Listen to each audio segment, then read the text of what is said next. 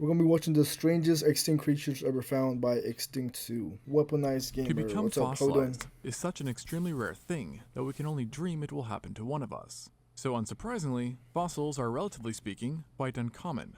However, at the end of the day, Earth has still seen tons of life come and go. I mean, after all, right at this very second, quintillions of animals are sharing the planet with us. I'm So down. it's not hard to see why fossils still end up being very numerous, and entire industries exist Send the around link. them.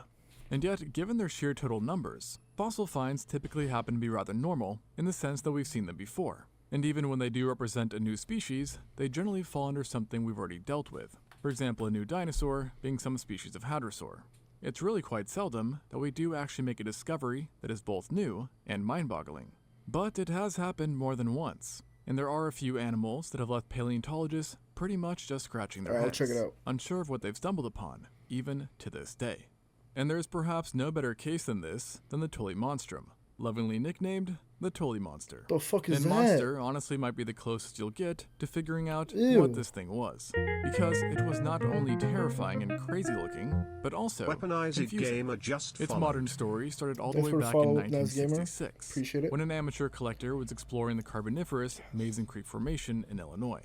During his expedition, he stumbled upon not one, but multiple strange fossils that he could tell were organisms, but of what kind, he had no clue. And even after collecting a few and studying them more closely, he That's still creepy could not as hell. gather a guess. So, he decided to get an expert's opinion and take them to the Field Museum of Natural History.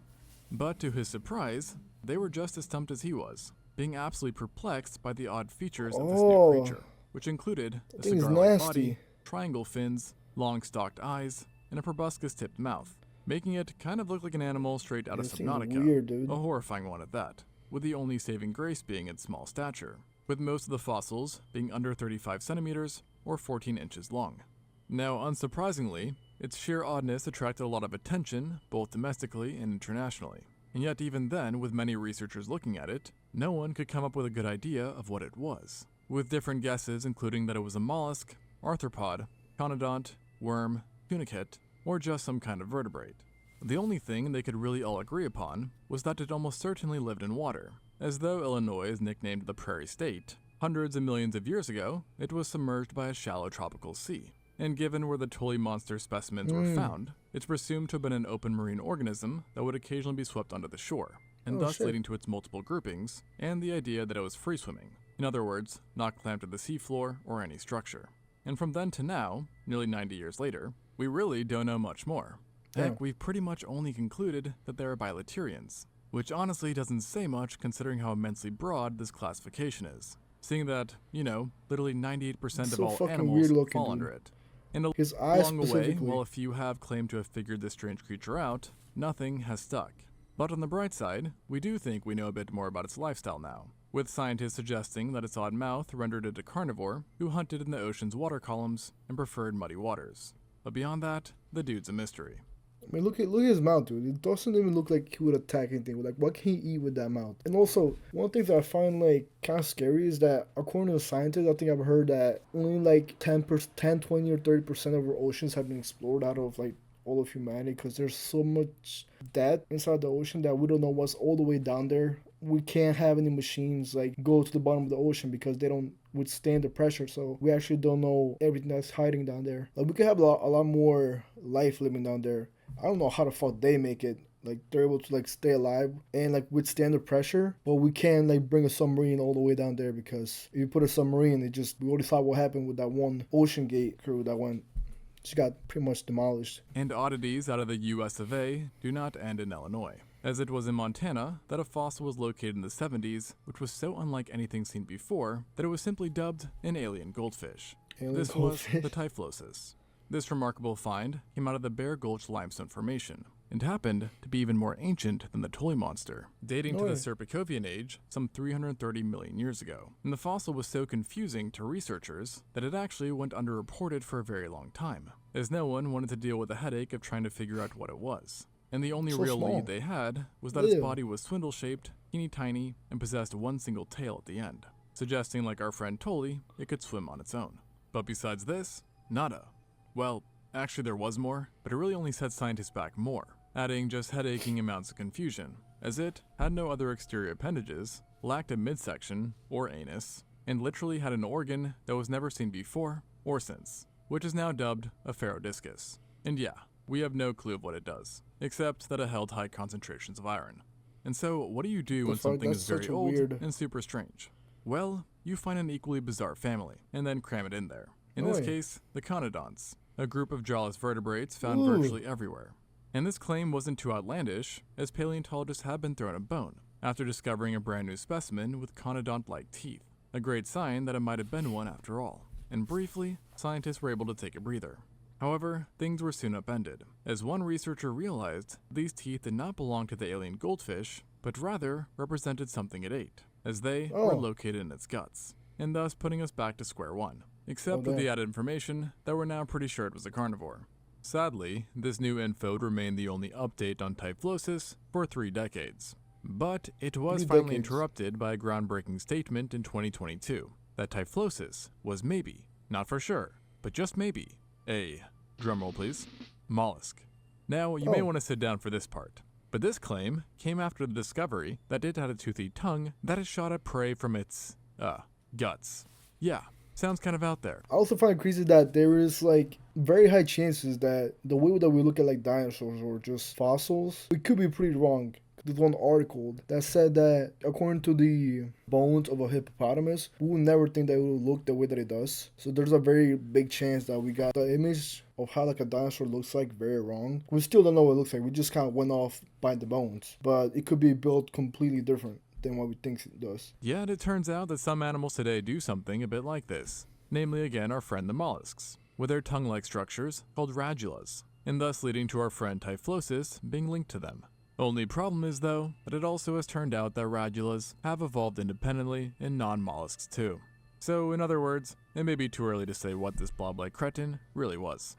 This is definitely one of the hardest cases to crack out there at the moment. But hey, at least it's a solo job, as sometimes puzzling fossils come in pairs, and actually in this case, came from the same place as the Tully monster, the Mason Creek Formation. It was here that 2 different fossil discoveries were made that stumped people enough that the best analogies they could come up with was to explain them with a literal alphabet, specifically 2 letters. These fossils would eventually be named Aetacystus and Escumasia, and though not really related, they have become known together as the H and Y animals, They just look like respectively. rocks. Aetacystus, the H1, was arguably the weirder of the 2 in the looks department, and it really did resemble the letter H, with a weird growth in the middle of it. Now, unsurprisingly, we know very little on why it was shaped like this, or what the functions of its limbs were. Yet researchers guess it might have fed on free-floating particles and organisms, and was likely a colonial animal that grew for the entirety of its life, evidenced by specimens widely varying in size. And besides coming in different sizes, they also seem to have come in different shapes. How fun. As that sac which stuck out could be circle-shaped, heart-shaped, and perhaps some other shapes, so it really depended on the specific individual. And while this is a very big if, researchers think that of all the phylums, it's most probable that Aetacystus belonged to the Hemichordata, which includes things like acorn worms and taro branches. But ironically, its fellow alphabet buddy, the Y-shaped Escumasia, looked in a way more tame than H, but has been so far more problematic, at least taxonomically. This is mainly because it bears some strong similarities to sea anemones, but it has things you don't find in the group, such as bilateral symmetry, a complete gut, and get this, a butt, and thus upending any inclination that we knew what it was. And for now, we can only say that it was a animal, who also had a mouth, mind you, that came in the form of a large slit in between its so-called arms.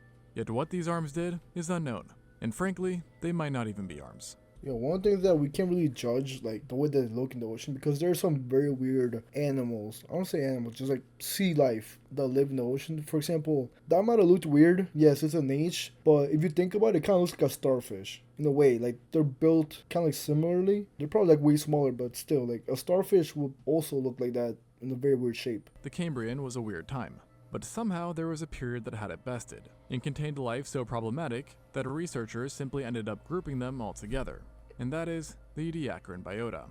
As its name implies, this group is from the very ancient Ediacaran period, which transpired between 635 and 538.8 million years ago, and represents the first time when fossils clearly depicting macroscopic life became common.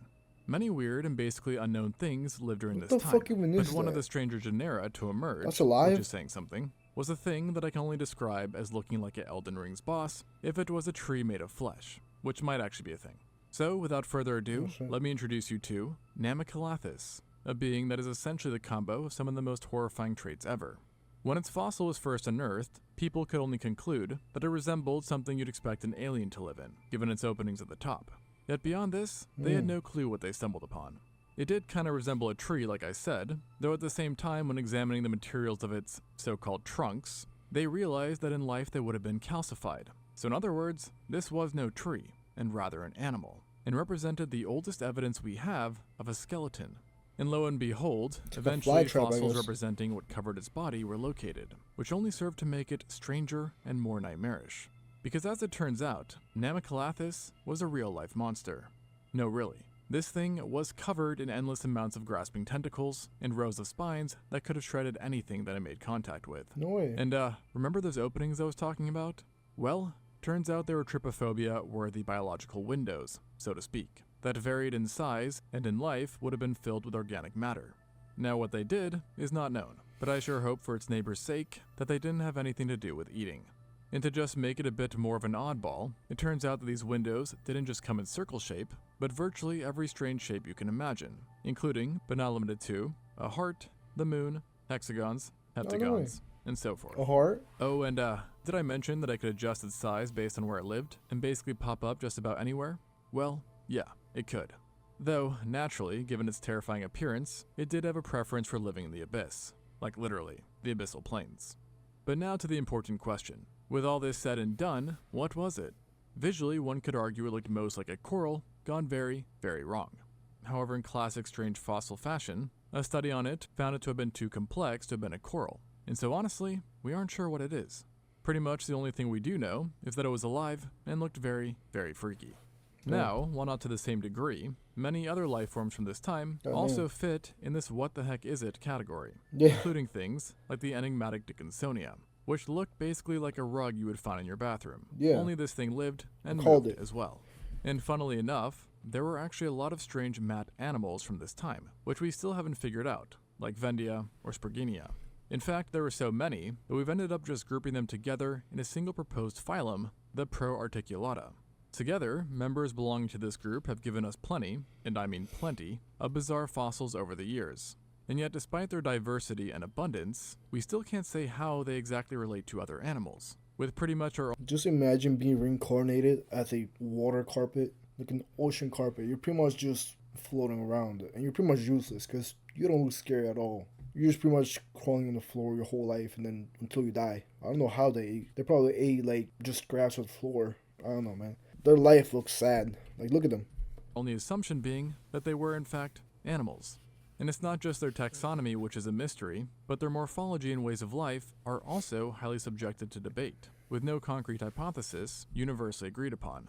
And one thing to me that is quite infuriating is despite looking like perfect symmetrical beings, they are actually known for being slightly asymmetrical, as one side does not mirror the other. No. Take a look at this. See how the lines don't line up? Unacceptable. Absolutely unacceptable. And another interesting thing about them is they might not even have left any descendants behind, which if was the case, means that they are evolutionary dead ends. But honestly, good riddance.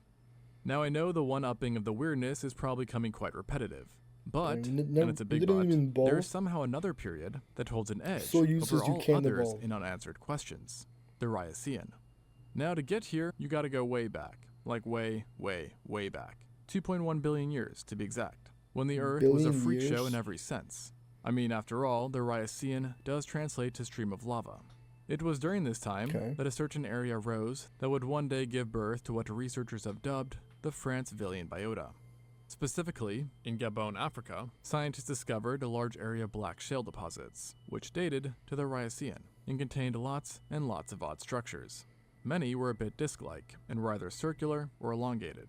Then, while rarer, subsequent discoveries unveiled other types of structures as well, that included things that were more like tubes, string of pearls, and even something that resembled a flower. And in fact, their forms and characteristics are so perplexing that no one even knows for sure if we can call them fossils. At first, the researchers who discovered the site described them as colonial organisms who were multicellular, and probably eukaryotes. However, not everyone was on board, arguing instead that they weren't alive and rather had been created by inorganic pyrites, or were artifacts of diagenesis. Now, the problem here was that the site was over 400 million years older than the previously known oldest example for multicellular life, so saying that they're eukaryotes is quite the claim. And honestly, studying anything 2 billion years old is exceedingly difficult, especially when trying to determine if that anything was life or not. And since its original findings, the argument has gone back and forth. However, in recent years, most studies seem to support the idea that these structures really were fossils after all, as an isotopic analysis found that they were enriched with zinc, a possible sign of eukaryotic metabolism. And then, just last year, one scientist made the claim that the area contained just the right ingredients for life. So imagine that, a find so confusing that we are only now deciding if we can truly label them as fossils. That thing, first of all, looks useless. But 2 billion years old, those creatures live 2 billion years old. According to our scientists. We don't know if it's true, but 2 billion years old, just imagine that. Whatever your age is, how many times would you have to multiply to get to 2 billion? That's how old the Earth is.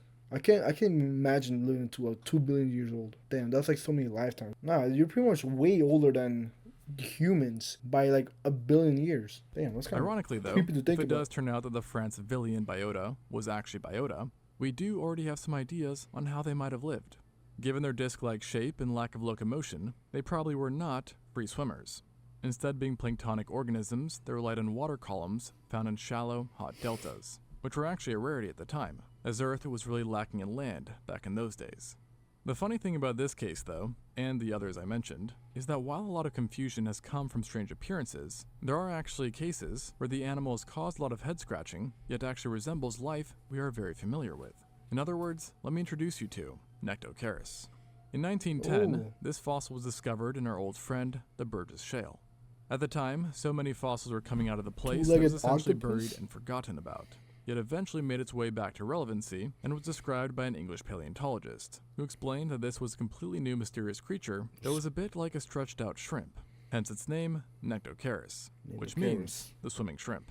The man who officially described it was a bit perplexed, because it did share some similarities with arthropods, but its fins were basically the opposite of what you'd expect to see in one. And given the conflicting findings, he was unable to say what it was with confidence, and left it unclassified.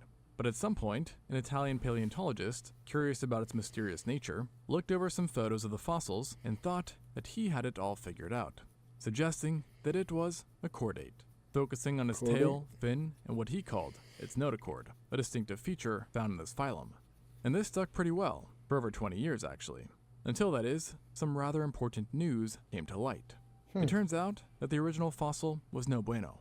In other words, incomplete. And not just a bit, because in 2010, over 91 more specimens in much better condition were uncovered that revealed that it didn't look like a deformed shrimp, but instead more like this, a squid-like creature, which had just 2 tentacles, a flat kite-shaped body, 2 stalked eyes, and then weirdly, no visible mouth or opening, except for a large funnel, which has been touted as a possible reversible proboscis, aka it could turn it inside out. Freaky. Anyways, seeing that it now looked a lot like a cephalopod, you would assume that the mystery was now resolved, and indeed it was proposed that Nectocaris was a brand new cephalopod, and the first one at that, being 30 million years older than anything known previously. But of course, when there is a new answer, there is bound to be a new problem. In this case, its appearance went against everything we know about cephalopod evolution. It was kind of like if a paleontologist found an animal resembling a modern human before, though, any of the most primitive primates had even appeared. So this is why the cephalopod idea was ultimately thrown out. And lo and behold, we are now back to square one, with the animal being indeterminate, and the only major update being that in 2019, a very similar fossil was found that was chalked up to being a very close related relative, and thus named Nectocaudus. And together, the two have created the controversial and currently homeless family, the Nectoceratidae. So, to wrap it all up, fossils, life, pretty confusing sometimes. Thanks for watching, and until next time. I love that video. But then again, still kind of crazy to know that we don't know most of the things that lived in the earth, because even though there's fossils, there's a very big chance that there's creatures that died that we just never knew about. Like, they were never, like, fossilized, so they were just kind of lost in time. We didn't even know that they existed.